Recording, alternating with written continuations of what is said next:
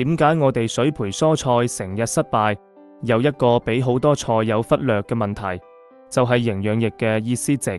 簡單嚟講，意思值就係營養液嘅濃度指標。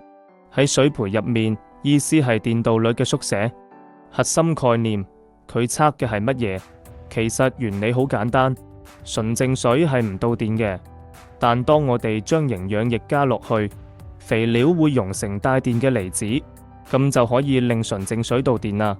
肥料加得越多，水入面嘅離子越多，導電能力就越強，意思值就越高。意思值低等於營養液太淡啦，即係肥料少咗；意思值高等於營養液太鹹啦，即係肥料多咗。點解意思值極之重要？如果意思值太低，植物就好似飲緊白開水，食唔飽，會導致營養不良，塊葉發黃，生得慢。如果意思值太高，呢個最危險。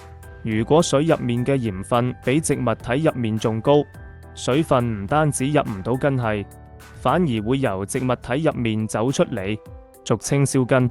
你會見到葉尖枯焦，植物明明浸喺水度，卻脫水枯死，似人飲海水越飲越渴咁。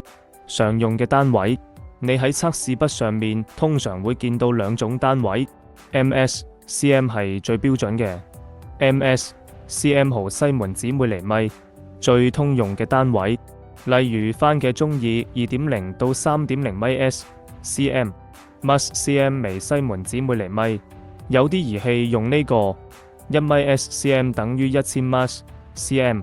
例子，如果你支筆顯示1500 ms/cm，即係1.5米 s/cm。總結，意思值就係話你知呢餐飯俾植物整得濃咗定淡咗。細苗中意食稀飯，低意思0.5到0.8；大樹中意食紅燒肉，高意思2.0到3.0。你明未呀？Follow 我種菜唔使行。下期話你知乜嘢蔬菜用乜嘢意思值。